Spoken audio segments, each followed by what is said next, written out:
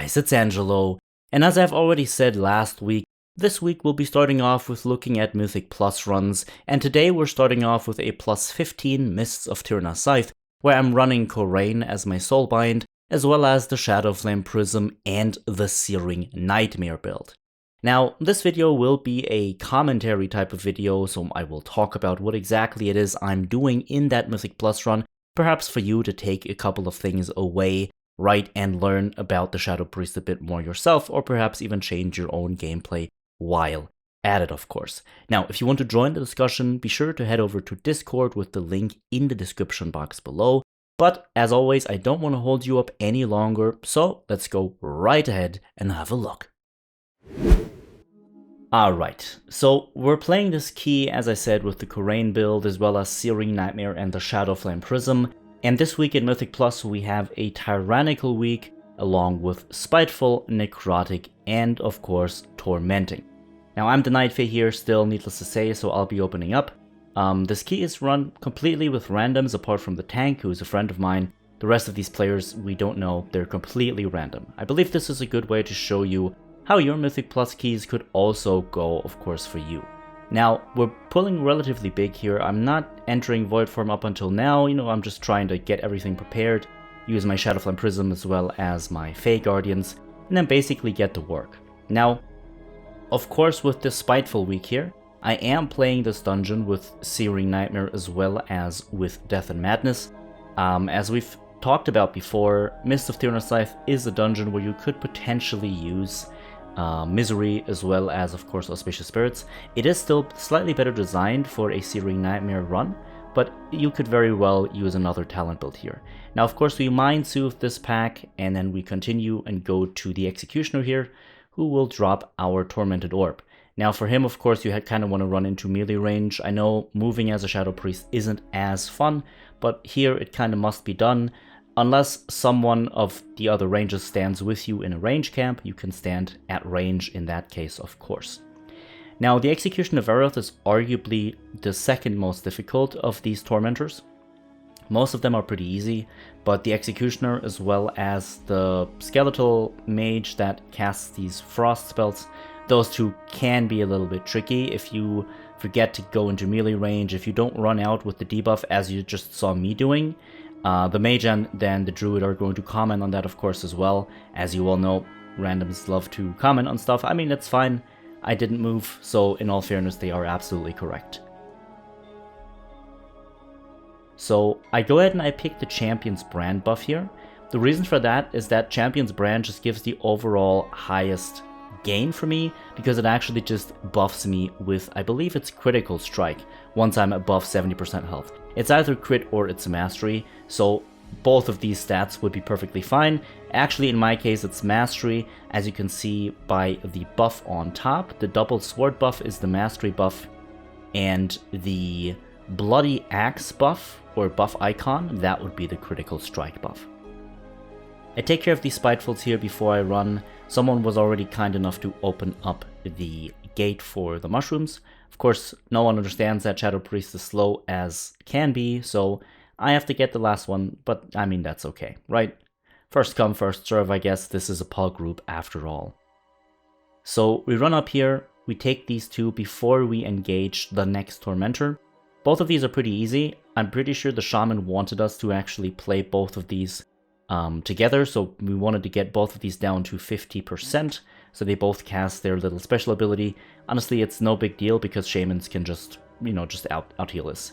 Now, I'm not using any cooldowns here just yet, because in all fairness, nothing is really aligning here. If I use the Mindbender now, I'm 10 seconds behind on Void Form, which is kind of annoying, and I kind of don't want to do that now. And besides, I can use them on the Tormentor, and I will still have them ready for when I need them on the boss. Don't forget, you need your cooldowns for the boss once the Droman is at about 20% or 30% is when you can basically start. So anytime before that, as long as you get them ready for then, you can basically go crazy with your cooldowns. And I believe you're going to see me use basically everything I have. So we're going to slightly misplay here. It's not really a misplay, it's just like a time waste. Our monk is going to try to grab the Tormentor from downstairs, it doesn't work yet because his new Zao pet isn't actually ready. We're hoping someone else can do it, but no one can. The druid can't do it either, so we have to start with the other tormentor first. After that tormentor, you're going to see us run back and actually grab the other tormentor that should be coming after the boss first, before then engaging the boss with an extra anima power. So this one's pretty easy. If you're a Night Fae or if you're a Goblin, you can actually jump out of this. I'm actually not sure if you can do it as a Goblin, but if you're a Night Fae, you can just blink out of the root. No one actually has to damage your root either. It'll just despawn, nothing's gonna happen. This is basically a really free tormentor. At this point, you can basically get ready for the pull and just Mind Seer at this point, and he's dead, right? If I were you, I would have probably kept Shadow Crash ready, just in case that, you need a bit more AoE damage for whenever he pulls you towards him, because the Shadow Crash should typically destroy these roots, or these chains rather. So we have the Neo Zao pet running down here, and actually grabbing the Tormentor, which is really good because this means we can now do the boss with 3 anima powers already active. I actually don't know from the top of my head which anima power this guy drops. I believe it's one of the defensive ones, so it's not really that relevant per se, but I mean, it's still nice to have, of course, right? This one's pretty easy. He just needs to be interrupted. I mean, this is no big deal really. It's basically a no-brainer. And you just have to dodge the little swirlies that he spawns on the ground, which we do here. I believe I interrupted the first one because my kick is still on cooldown. Not going to use any cooldowns here. In all honesty, I could have easily used cooldowns here, okay? So this is arguably a slight misplay in terms of damage. I could have absolutely used Mindbender and Void Form for this Tormentor, because I would have easily had it ready again for when I need it on the boss. I'm going to pick the Champion's Brand here again just to get even more mastery before we now engage on the boss. Bloodlust is going to be coming at just about, I believe, 30%. Up until then, it's just smooth sailing really. Again, I should have used my cooldowns earlier because now I can't really use them at all, right? Because I have to have them ready for when the boss transitions. I'm going to use my Tome on Ingram Malok. The Tome is the trinket out of the Sanctum of Domination. I decided to use it this run because it's a really good single target trinket, and since this is a tyrannical week, I believed it made a lot of sense, right? So we bloodlusted at just about 40% here, getting ready. I'm going to dodge this. I've waited for the fear, and now once I'm in range, I'm going to recast the dots, and then I'm going to get right into the cooldowns. So Mindbender here, Shadow Word Death, and Mind Blast, and straight into Void Form. And now I'm basically just going ham. I use the potion, and I'm just trying to nuke down this boss as quickly and as hard as possible. As you can see on the DPS meter, the Boomkin tries the same. Boomkins are of course very difficult to really, counter damage, or rather to deal more damage than, just because they're insanely powerful at the moment, but that's fine. Now at this point, I could have absolutely gone back onto the Droman. Typically speaking, if you're not sure whether or not you can kill him within a phase or two, you want to simply immediately go back onto the Droman with the remaining cooldowns that you have available, or the remaining time of your cooldowns, but I decided to just push the boss here. Now obviously that's going to cost me a lot of damage because of the forced compliance, but the truth is, all in all, it's better because this boss would have been dead either way. There's no real need to play another phase here.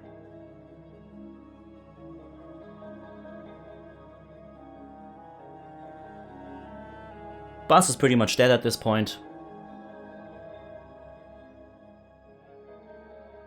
Last execute, and I don't even have to Devouring Plague him anymore.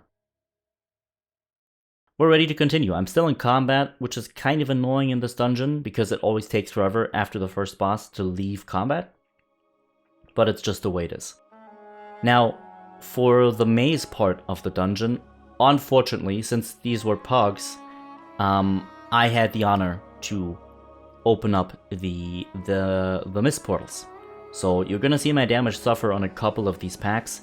I saw him go right this time, so on comms along with my tank, I told him that this time for that first one, the fairy went to the right side, so just open the right side and we should be good. The good thing about these Spiteful Spirits spawning, or Spiteful Shades rather, is that you can gather a lot of insanity and then continue moving, and you'll have it on the fly, right? So here, I'm dotting up everything before Searing Nightmaring, and I'm actually going to go ahead and use my cooldowns here, just so that I'll have them ready again. The mage is doing exactly the same, and at this point, it's pretty smooth sailing really. Since this is a tyrannical week, these adds die really fast. And again, taking these Spiteful Shades with us is actually really good, because it helps you out with insanity management a lot. Basically, for every trash pack that you have, you're basically starting that trash pack with 100 insanity, right? Like you never have to worry about not having the insanity available, because you're effectively starting every pack with at least 40 if you only get one Shadow Word Death out.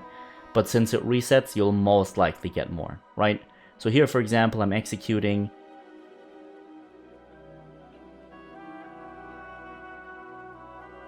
And I get the reset now. I can execute again.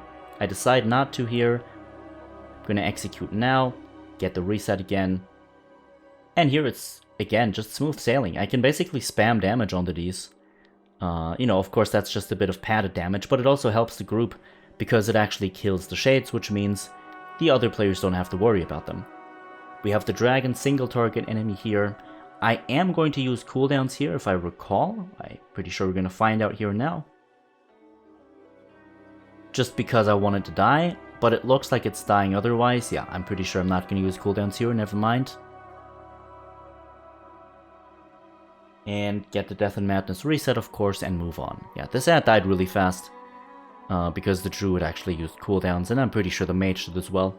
The good thing about Frost Mage in these keys is that Frost Mages have their cooldowns ready all the time, right?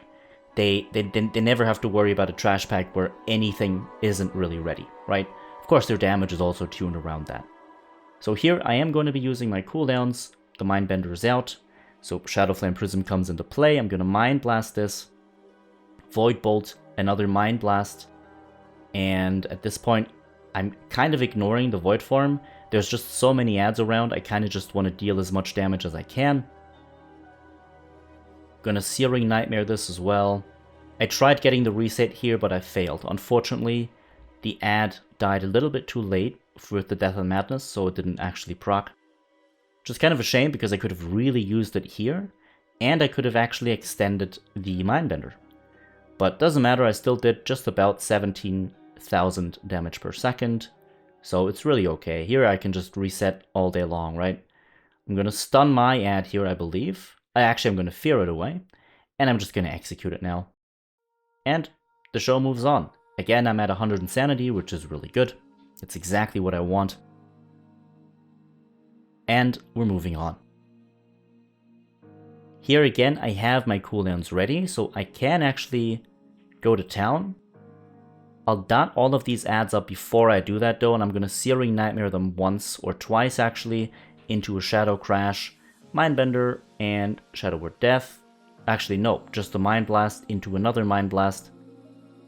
Yeah, because I'm going to try to save the Shadow Word Death for the execute, but here again I fail. I anticipate that the ad dies way too quickly, which of course it doesn't. But at this point I'm not going to use the Void form anymore because the ads are dead. And even without the Void form, I was able to do almost, or just about 13,000 damage, which is actually really good. If you compare this to the mage who actually used his cooldowns, needless to say, this was good damage. Just imagine if I would have used the Void form here, right? Okay, and it's boss time.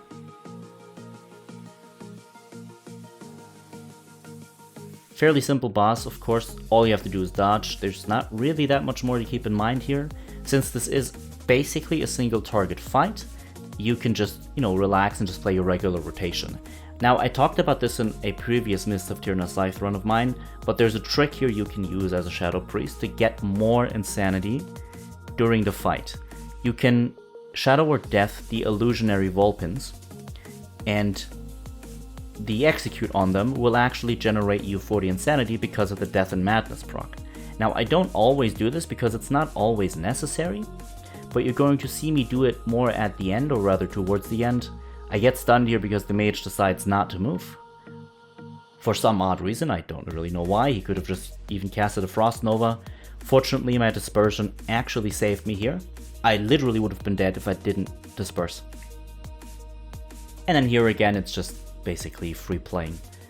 As you can see, my damage suffers heavily because I was stunned, of course, needless to say, and I'm solely going for the single target here. I should have absolutely tried to execute more of these. This is the first Vulpin I did execute here. He needs to die, and perfect, he's dead. I got the Insanity. And I keep going. The only really difficult part about this fight on Tyrannical is that it takes really long, right? Because the boss lives for a really long time.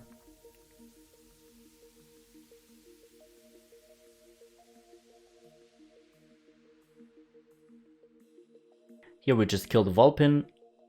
I definitely know that I wanted to Shadow Word Death, but I was a little bit too slow on the global cooldown, and the ad died before I could Shadow Word Death.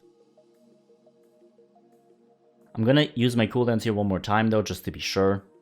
Gonna Void Form this, and gonna Mind Blast. Actually, yeah, gonna Mind Blast now. Mind Blast again, into a Void Bolt. May need a redot here, yeah, perfect, I did. Get another Shadow Word Death out. That was not as smart of me. I should have actually clicked the Shadow Word Death first. If I would have Shadow Word Death in that situation, the Mindbender would have been up for at least another 2 casts. But unfortunately, I kind of messed up. Nice dodge there from everyone. And we're gonna kill this ad. And boss is basically dead. There we go, good job. And up to the last part of the dungeon. Now, of course, for the Searing Nightmare build, this last part is always the most fun because you can do really big pulls. Even in fortified weeks, these pulls can be quite big, especially on a plus 15, which is high, but not overly high, right? You can still do crazy stuff in a plus 15. What we're gonna do here is we're gonna take the mini boss, and we're going to be taking the three Staghorns next to it, with the Acid Gullet and the Staghorn. And we're going to take them along with the mini-boss. So all of these 4 ads are going to be coming together. And I'm going to Searing Nightmare here now. 1 and I believe, no 2. Shadow Crash, Void Form, and I just go to town here. Now, of course, with this amount of Insanity and with the amount of ads, it can be difficult to manage your amount of Insanity, right? You can overcap on Insanity incredibly easily. What I should be doing here, of course, is I should use a lot more Devouring Plagues. During my downtime, I can use it while moving. But again, I was just overwhelmed with so much Insanity that it actually becomes quite difficult. But it doesn't matter, damage was fine, all of them are dead. I grabbed the Regenerative Fungus rather. The Interrupt spell damage anima power isn't that powerful on Shadow Priest. Keep in mind, you can only interrupt once every 45 seconds, or every 30 seconds if you take the talent, so it's really not that often, and it's only for a single target, right? That interrupt would be much better on a melee DPS, or in any ranged caster DPS with a low cooldown on their kick.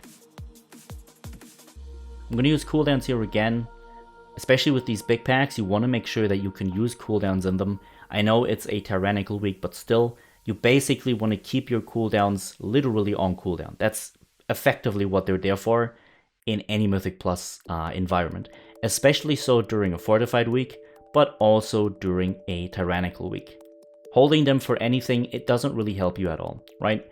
You can chain them, you can pair them. You can mix and match them the way you want to. That's kind of the beauty of Mythic Plus. You don't have to use everything at once, right? The ads here, for example, died really fast, so there was no real use of using the Void Form.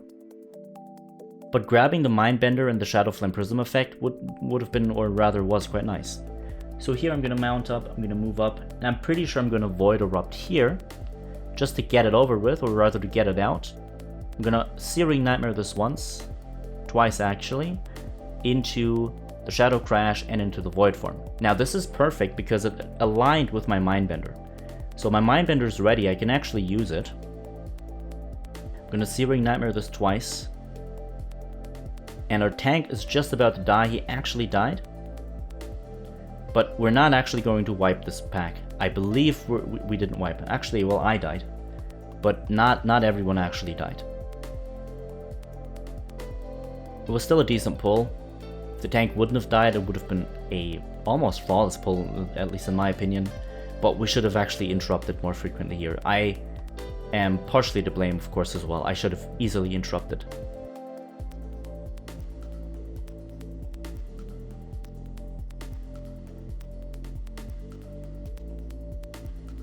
And then here we just have the last ad up, we kill it, we take care of the Spiteful Shades really fast. I mean, that's no big deal, and we just keep moving. Now the good thing about the Korayn build, in comparison to another build, I believe a viewer of mine had posted in the comments, that they felt intrigued, or rather they felt slighted by me not talking about the Korayn build actually in my last Mythic Plus video. And the truth is, yeah, they were absolutely correct. The Korayn build is really good. I should have easily, or rather I should have much more, or should have put more emphasis on talking about it, right? The build is actually really neat. The benefit with that build is that basically any Mythic Plus pack, or any trash pack, becomes really easy to burst down. Our damage becomes really high. Now in this run specifically, I am actually using Ancient Madness along with that as well. I believe I should have mentioned that earlier on. I mean, it's not trivial knowledge, it's kind of relevant, but it's not that relevant, right? The reason I'm using Ancient Madness, of course, is because every Void form will just give me so much more critical strike, it's actually crazy. So here, again, easy boss, we bloodlusted. I'm gonna Mindbender here, I'm gonna apply the Tome, Mind Blast, and let's get into Void form. As you can see, my critical strike rating is skyrocketing here, 60% crit. And here we're just going. Of course, for this boss, Misery and Auspicious Spirits would have probably been better. It basically destroys the ads on its own. A Psychic Link build is even better for these ads, because the Psychic Link build will actually nuke these ads down within a second or two, if you do it properly. But it doesn't really matter, right?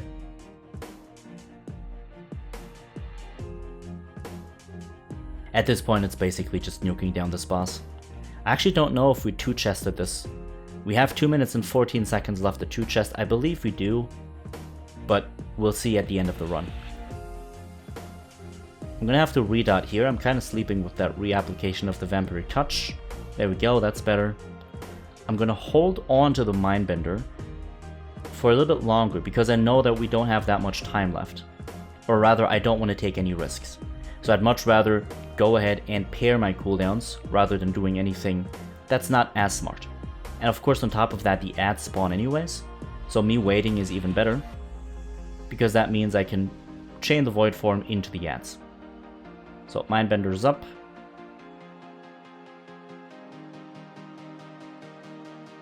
I'm gonna Mind Blast this, Void Eruption. I'm gonna hold on to this Shadow Word Death for a couple more seconds. Here we go. Mind Blast again.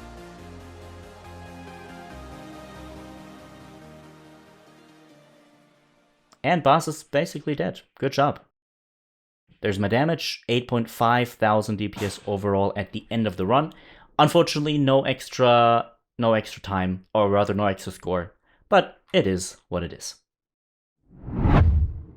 Alright, I hope you enjoyed this video, and if you did, please be sure to leave a like, and please let me know in the comment section down below whether or not you want to see more of these in the future.